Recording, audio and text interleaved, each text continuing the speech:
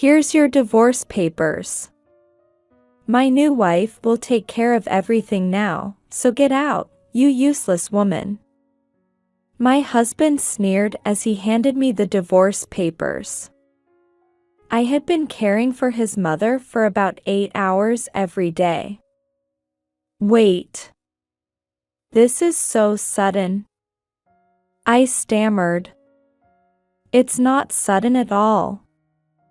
You just didn't notice that Leighton and I have been together for 2 years already. I stood there, dumbfounded by his words. 2 years. Had I really been so blind for such a long time? I'm pregnant with his baby. That's why you're no longer needed, the woman named Leighton said, and they both burst into crude laughter. I glared at them, my shoulders trembling with anger and frustration. Seeing my reaction, they laughed even harder. At that moment, something inside me snapped. I felt the corners of my mouth turning up involuntarily, and what came out was a drawn-out "okay." I was actually thinking I'd reached my limit too. If you want me to leave, I'll gladly do so. But make no mistake, I will be getting compensation. Right after that, I left the house without telling them anything about his mother's condition. My name is Anne, a 41-year-old housewife. I had been living with my husband Wynne and our 15-year-old son Flynn. Wynne and I got married when I was 26. When we discovered I was pregnant, I was already showing. We didn't have a wedding ceremony because of this, which greatly displeased my mother-in-law. She never let me forget it. When we went to formally announce our marriage, she said, "What am I supposed to tell our relatives about this shotgun wedding? Maybe your family doesn't mind such things, but that's not how we do things here." Mom, we just got the order wrong, we were planning to get married anyway. Besides, these days, getting married because of pregnancy isn't unusual at all. What matters is that I'm marrying the person I want to marry, Wynne had defended me. That's not the point. I care about our reputation. Having a shotgun wedding is just so embarrassing. My mother-in-law was always obsessed with keeping up appearances and strongly opposed our marriage. However, with a new life growing inside me, we couldn't give up on getting married for our child's sake. Finally, my father-in-law stepped in and convinced her to accept our marriage. Unlike his wife, my father-in-law was a gentle soul who was genuinely happy about both our marriage and the pregnancy. To this day, my mother-in-law still berates me as that shameless woman who had a shotgun wedding. Despite her attitude, when our son Flynn was born, she was overjoyed at having her first grandchild and doted on him tremendously. If only she had just stopped at doting on him. Instead, she would barge into our house early in the morning and forcibly take Flynn from me whenever he cried even slightly, insisting on taking care of him herself. This caused me considerable stress. While Wynne had initially defended me from his mother, after Flynn was born, he acted as if his duty was done and stopped showing any inclination to protect me. One night, I complained to Wynne about his mother's excessive interference with Flynn when he came home from work. "Hey, don't you think your mother is being a bit too involved with Flynn?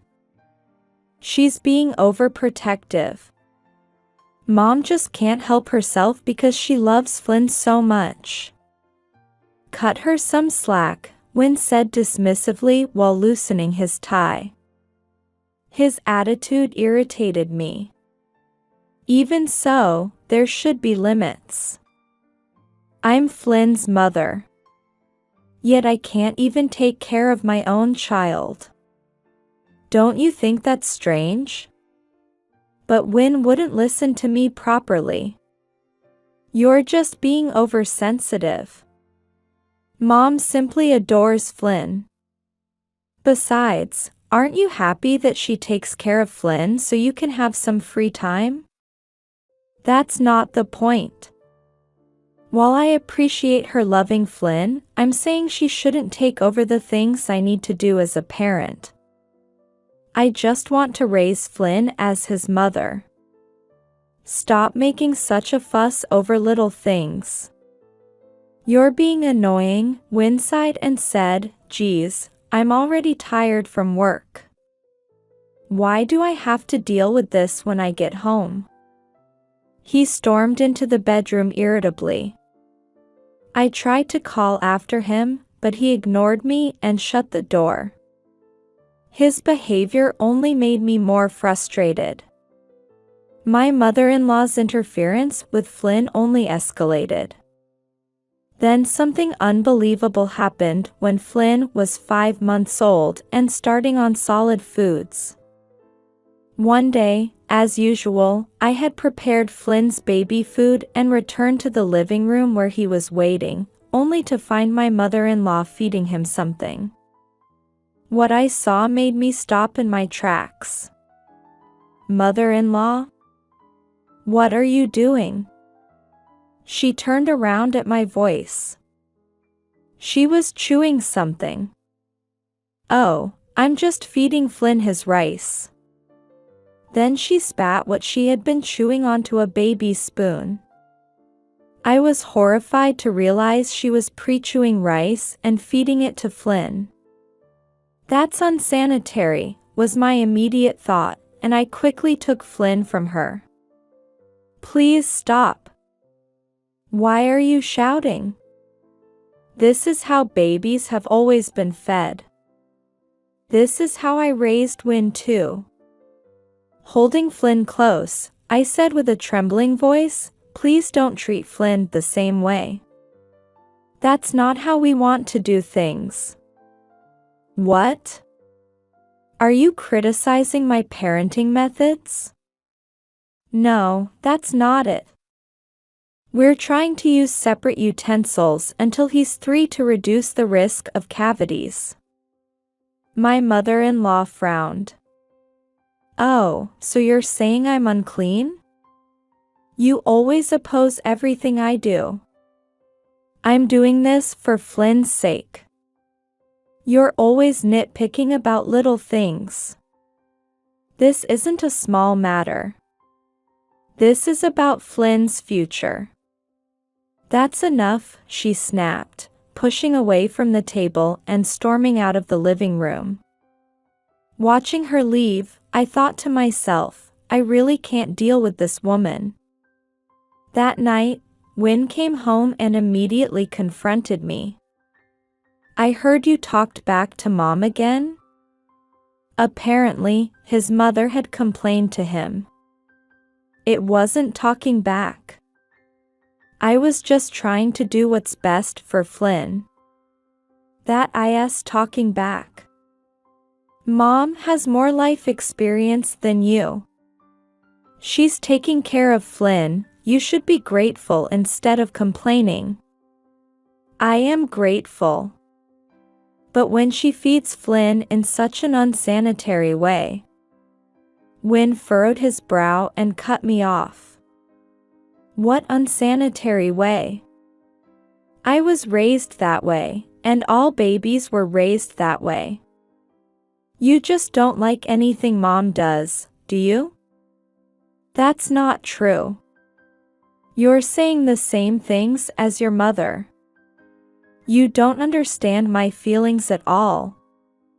My voice shook as I tried desperately to hold back tears. Have you ever considered Mom's feelings?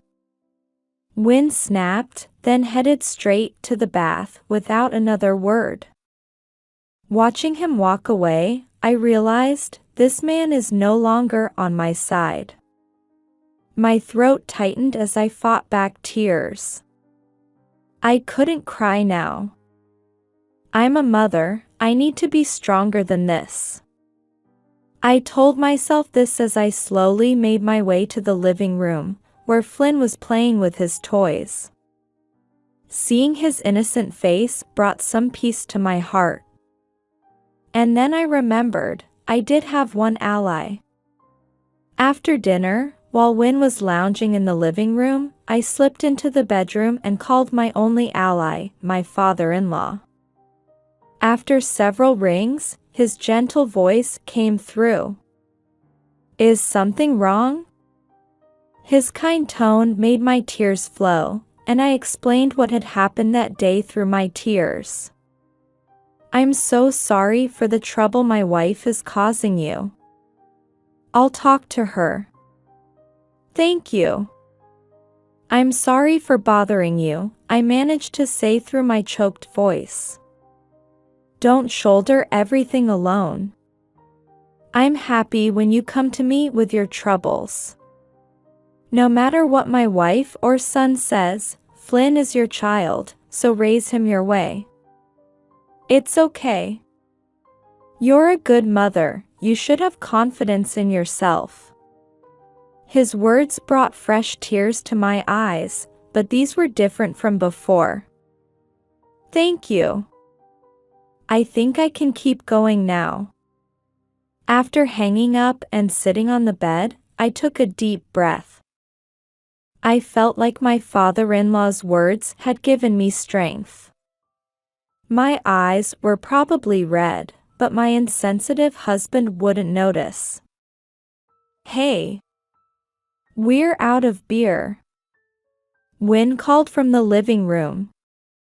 I answered him and whispered, "Let's do this," to myself before opening the door. Afterward, it seemed my mother-in-law had received quite a stern talking to from my father-in-law. Her unannounced visits and frequent calls decreased, and I was able to spend peaceful time with Flynn. However, this peace didn't last long. Within days, her unannounced visits resumed, along with her snide remarks. But knowing my father-in-law was on my side made it somewhat bearable. As Flynn grew older, my mother-in-law's interference only increased. My father-in-law would notice and intervene, things would calm down temporarily, but soon return to how they were.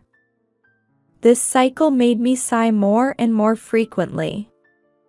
One concerning thing that emerged from this pattern was that Flynn became quite passive, rarely expressing his own desires, because my mother-in-law would give him everything before he could even ask. However, something wonderful happened shortly after Flynn started elementary school. One day, after watching a violin performance on TV, Flynn was deeply moved and declared, "I want to learn to play the violin." It was rare for Flynn to express wanting anything, so I was genuinely delighted. "Really? You want to play the violin?" When I asked with a smile, Flynn nodded enthusiastically. "Yes. I want to be able to play as beautifully as that." Seeing Flynn's animated expression after so long, my mind was made up. "Of course. I understand. Let's look for a violin school." "Yay!" Flynn jumped for joy. I started searching for violin schools, but my mother-in-law and Win were not pleased with this development. "Violin? Why?" He was really inspired by a performance he saw on TV. "Absolutely not. Violin is for girls. It's ridiculous for a boy to learn such a thing. You must have put strange ideas in his head, but I won't allow it." I was stunned by my mother-in-law's cold response. I couldn't help but respond. "Why not? These days, it's not unusual at all for boys to play the violin. Please don't reject it outright." but my mother-in-law wouldn't listen. Don't talk to me like I'm some old fogey. Flynn is going to be a doctor in the future, so he should go to cram school instead of playing violin. That's right. You should just quietly listen to what Mom says. Flynn, instead of playing pretend like that, you should study hard and become a great doctor like Grandma says. Flynn said nothing, just hung his head. Their words finally made me snap. I want to let Flynn do what he loves. Besides, what he becomes in the future isn't for us to decide, it's Flynn's choice. But my mother-in-law interrupted me, shouting, "Enough. You're always talking back. Why don't you listen to me for once?" I absolutely oppose this. She stormed out of the room in a foul mood. Wynne added, "See what you did? You made Mom angry. This is what happens when you're so stubborn. Forget about the violin and send Flynn to cram school," before following after his mother. Left behind, I clenched my fists in frustration and helplessness. Flynn, who had been watching us worriedly, came to my side. "Mom, am I not allowed to learn violin?" Seeing tears in his eyes, I hugged him gently. "It's okay. I think it's wonderful that you want to learn violin. Let's look for a violin school together." And so, despite my mother-in-law's opposition, I enrolled Flynn in violin lessons. My mother-in-law was so displeased with Flynn for not following her wishes that she suddenly stopped doting on him altogether. Several years passed, and Flynn turned 14. That year, misfortune suddenly struck my mother-in-law. She suffered a stroke that left her right leg paralyzed and her speech slurred. She needed care for almost every aspect of daily life. While they initially considered putting her in a facility, she cried and refused, so they decided to care for her at home. However, whenever the care manager came to assess her level of care needed, she would try to act normally, resulting in a lower care level rating. This meant we couldn't hire helpers at a reduced cost. My father-in-law was approaching retirement and couldn't quit his job, so he asked me to help with her care. "I'm sorry to ask this of you, but could you help care for my wife? I'm just a few years from retirement. If I quit now, I won't get my full pension, and we still have a mortgage. I feel terrible asking, but could you care for her until I finish working?" Seeing my father-in-law's pleading face, I hesitated. Given my history with my mother-in-law, I honestly didn't want to do it. But I couldn't bring myself to refuse the man who had always been on my side. After some thought, I nodded slightly. As I watched him leave, repeatedly expressing his gratitude, I wondered if I could handle this new caregiving role. My instincts proved right. My mother-in-law's attitude was harsher than I'd expected. Despite her slurred speech, her sharp tongue remained intact, and her verbal abuse towards me escalated daily. One day during care, she spat at me, "I'd rather die than be cared for by someone like you." Though her speech was unclear, the meaning cut deep. I sighed inwardly and replied, "Please don't say such things." "Shut up. A thoughtless woman who lets her son play violin will raise a thoughtless child. I can't believe you let him continue with that ridiculous hobby. Please stop speaking ill of Flynn. He loves playing the violin and works very hard at it. Don't criticize him when you don't even know how he feels. Perhaps because I, who had never raised my voice before, suddenly shouted, my mother-in-law looked surprised for a moment. But she quickly narrowed her eyes and shouted back. How dare you speak to me that way? Get out. She started throwing whatever she could reach. Stop it. Please. As I instinctively covered my head with my hands, she became even more hysterical. What kind of mother are you, not even able to raise your child properly? Get out. Her intensity and fury made me back away, and I fled the room. For the past year, I had been caring for my mother-in-law for about 8 hours every day until my father-in-law returned home, but I'd reached my limit. Just as I was thinking I should tell my father-in-law, I can't do this anymore, I heard the front door open. It was too early for my father-in-law's return. As I tilted my head in confusion, I heard Wynn's voice. Ah. So you were here. Wynn. I thought he had left this morning saying he had a business trip. Yet here he was at the entrance with a visibly pregnant woman. In contrast to my panic, the woman gave a confident smile and nodded in greeting. Who is this?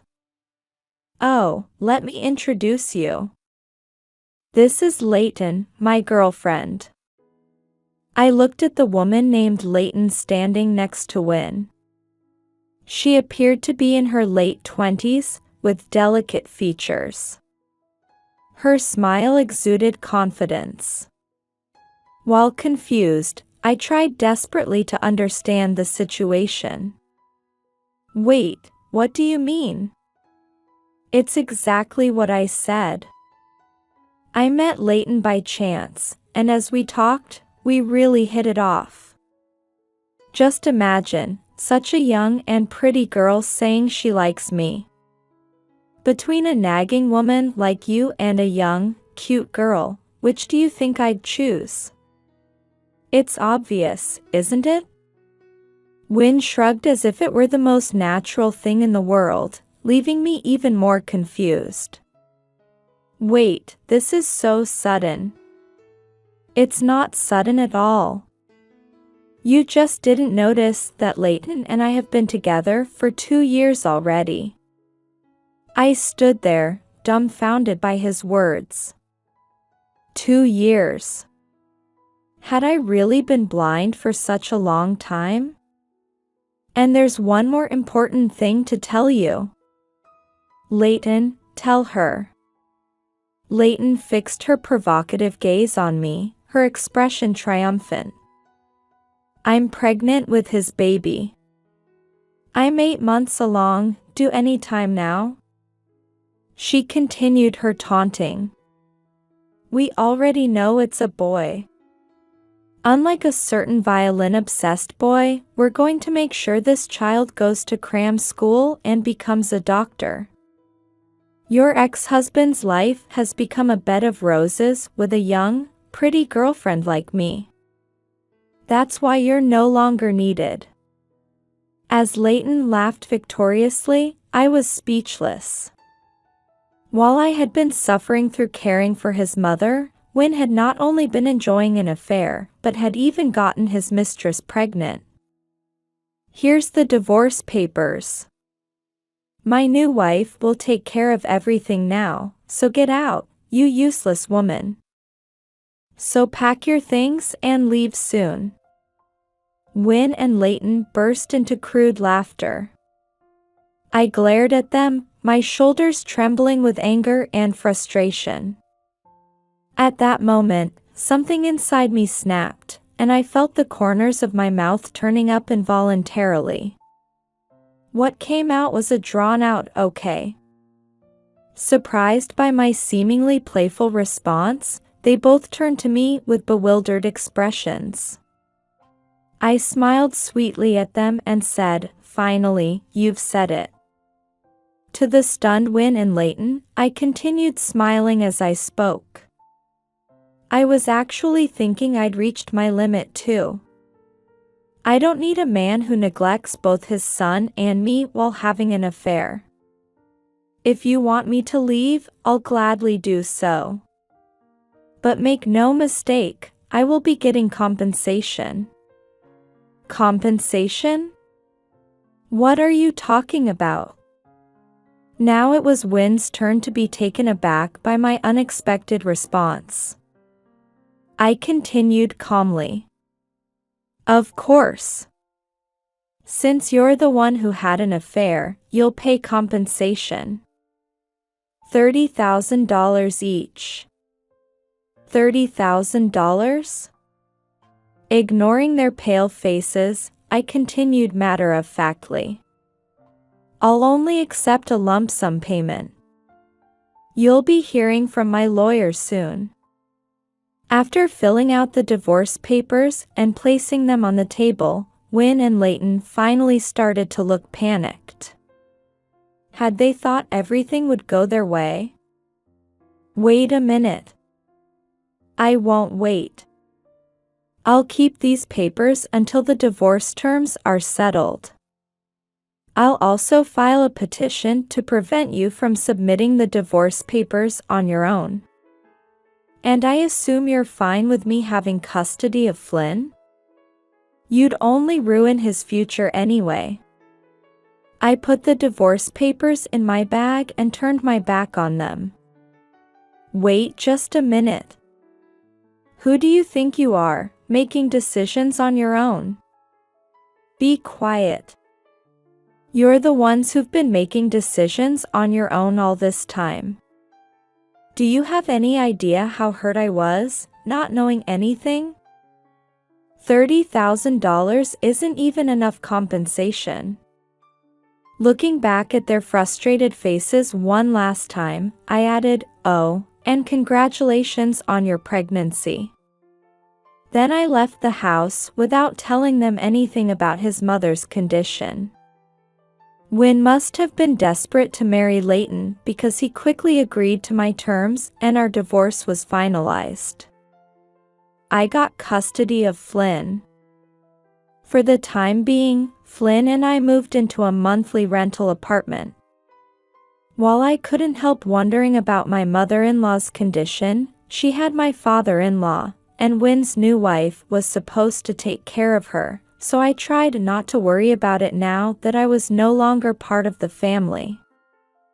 3 months after the divorce, job hunting for the first time in 15 years went surprisingly smoothly. I found work as an office administrator. Flynn seemed to be gradually adjusting to our new environment and was practicing violin more enthusiastically than ever. Our new life was finally getting on track. One evening when I returned from work, I noticed several missed calls on my phone. They were all from Win, and even as I checked the history, more calls kept coming in. I wondered what he wanted after all this time, but his persistence made me finally answer. Anne. Finally. About Mom. Win's voice was a mix of panic and exhaustion. Mom's in really bad shape. She's basically bedridden now, and I don't know what to do. I knew my mother-in-law's condition had deteriorated. Actually, she was already nearly bedridden when I left. What are you talking about? Your mother was already almost bedridden long before I left. That can't be. Her care level was just support required, wasn't it? At least, that's what I was told. Look, I tried to tell you this many times. Your mother would act perfectly fine whenever the care manager came, so her assessment came out lower than it should have been. You never listened to anything I said. I let out a deep sigh. For nearly a year, I had endured my mother-in-law's verbal abuse while diligently providing care. Meanwhile, he had remained indifferent, spending his time enjoying his affair with Leighton. Wynne fell silent at my words. Then, he reluctantly spoke up. "Hey, and would you come back and take care of Mom?" "What? Wasn't your new wife supposed to do that?" According to Wynne, everything had gone smoothly until he introduced Leighton to his parents after Flynn and I left. However, my father-in-law had scolded him severely, and my mother-in-law refused to accept the marriage, saying it would look bad to society. Of course she would. My mother-in-law valued appearances above all else. She had complained endlessly about our shotgun wedding. There was no way she would accept a marriage that came from an affair, especially with a woman who was 8 months pregnant. My mother-in-law had apparently unleashed worse verbal abuse on them than she ever had on me. When Wynne rushed her to the hospital thinking her confusion was due to dementia, they found that apart from her slurred speech, her mind was perfectly sharp. Leighton had been furious, saying she hadn't signed up to care for a bedridden mother-in-law who was sharp-tongued, and she disappeared with their newborn baby. I was speechless at the irony of the situation. A bitter laugh escaped me. This is exactly what you should have expected. You know better than anyone what kind of person your mother is. She values appearances above everything else. There was no way she would accept a marriage that came from an affair, let alone with a woman who was 8 months pregnant. You were foolish to think you could be happy with your mistress. You really didn't think this through at all." Wynne was speechless at my words, but after a moment of silence, he began speaking in a small voice. "Look, please. Let's start over. If you come back, Dad will calm down, and Mom will stop complaining too. We're still husband and wife, right? Let's help each other. Even if we got back together, you just want me as your mother's caregiver so you can do whatever you want again, don't you? Don't talk nonsense about helping each other." Wynne seemed to flinch at my words for a moment. However, he quickly continued in a pleading voice. "That's not true. I really want to start over. I've learned my lesson. Only after you and Flynn left did I realize how important you both were to me." But I cut Wynne off sharply. "You only turn to me when you're in trouble. You want me back because your mother's care has become difficult and Leighton ran away. I'm sick of it." I hung up the phone. Wynne called several more times after that, but I didn't answer. I thought this drama was over, but life had other plans. 6 months later, Flynn was accepted into his dream university. However, on the day of the entrance ceremony, Wynne suddenly appeared before us as we arrived on campus. "And, Flynn, how are you?" When we turned around, startled by his voice, there stood Wynne with an unkempt beard and an exhausted expression. "Wynne, why are you here?" I stepped forward half a step to shield Flynn as I asked. "I came to get you both. We're family, aren't we? It's only natural that we celebrate Flynn's enrollment together. I don't remember telling you that Flynn was accepted here." As I glared at him suspiciously, Wynne's lips curled into a smirk. That smile sent a chill down my spine. I felt something ominous and gripped Flynn's hand more tightly. Win, how did you know? Have you been stalking us? Win shrugged and answered as if it were perfectly normal. Of course I know about my family's affairs. We're not family anymore. You're just a stranger now. Shut up, kid.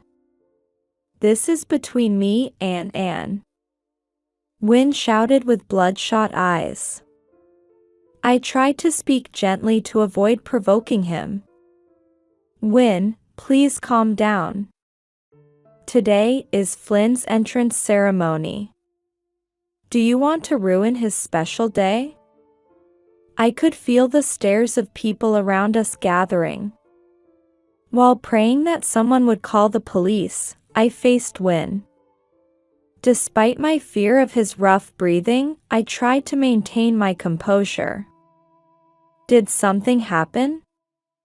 Win gritted his teeth and began speaking with a trembling voice. I'm finished. I got into a fight with a major client at work and was demoted. Not just demoted, my salary was cut by more than half. I finally got Mom into a facility, but the costs keep piling up. Everything's gone downhill since you left. Then he turned his gaze to Flynn, and there was an unsettling look in his eyes. Flynn, you can help me.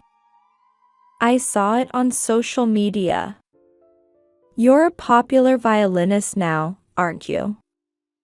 I just need a little help. Come on, lend me some money. Win reached out his hand toward Flynn. Flynn, don't you want to help me? However, Flynn's response was cold. I'm not your son anymore. This is what you brought on yourself, isn't it? Deal with it yourself. Win's face turned red with anger at Flynn's cold words, and he clenched his fist. Then he raised that fist toward Flynn. You ungrateful child. Stop it. Don't you dare lay a hand on Flynn. I quickly stood between them and closed my eyes, bracing for the impact. However, the expected impact never came. When I nervously opened my eyes, I saw Flynn holding Win's arm. Using force when someone won't do what you want, you really are the worst. Damn it.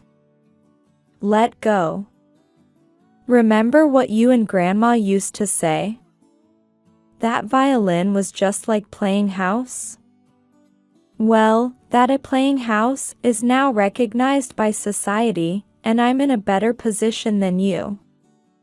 I'm even stronger than you physically. How does that feel? As Win glared angrily at Flynn's provocative smile, my prayers were answered. Police sirens could be heard approaching. Win tried to twist away from Flynn, but Flynn held his arm even more firmly. Ow. Stop. It hurts. As Win's screams echoed, the police car arrived.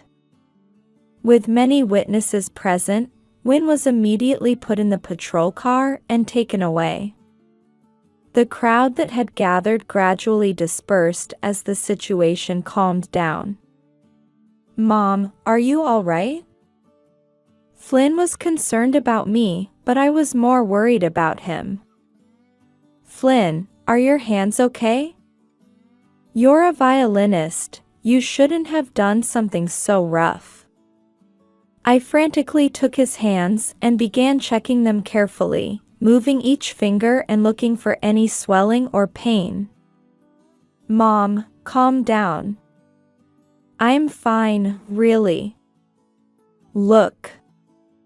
Flynn smiled gently and slowly opened both hands to show me. Really? Nothing hurts? Really, I'm fine. Don't worry. Flynn gently placed his hand on my shoulder, and its warmth finally helped me regain some composure. Later, Win was arrested for attempted assault. While he avoided prison time, he received a guilty verdict with a suspended sentence.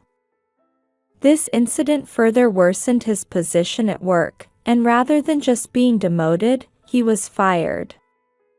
My mother-in-law's condition continued to deteriorate. Actually, my in-laws had divorced at the same time Win and I did, and after Leighton ran away, my mother-in-law had entered a nursing home using money from her divorce settlement. However, when Win could no longer afford the monthly nursing home fees, he had to take her back home. But Win, having no experience in caregiving, struggled with caring for his bedridden mother and became overwhelmed by her constant complaints. Eventually, he became exhausted from caring for her and fell ill himself, ending up having to receive social welfare support. Perhaps it was karma that they now had to live closely together while blaming each other, more dependent on each other than ever before. Meanwhile, our lives have been going better than we could have imagined. Flynn's violin talent blossomed further at university, and he won numerous competitions both domestically and internationally. Combined with his social media popularity, he's now gaining attention as an up-and-coming violinist. As for me, I had the opportunity to work in music event planning, where the musical knowledge I gained from living with Flynn proved valuable. Now I'm involved in meaningful work like planning classical concerts and projects supporting young musicians. After one concert, we had plans to meet my father-in-law for the first time in a while. When we entered the restaurant, he greeted us with a warm smile. "Flynn, that was a wonderful performance. I'm truly blessed to have such a talented grandson. It's all thanks to Mom and you. I could only get this far because you both supported me back then. Thank you so much." I felt tears welling up with emotion. Looking beside me, I saw my father-in-law was teary-eyed too. "Let's have a toast." Flynn raised his glass, and we joined him with smiles. To Flynn's success, Anne's career, and our wonderful future ahead, cheers.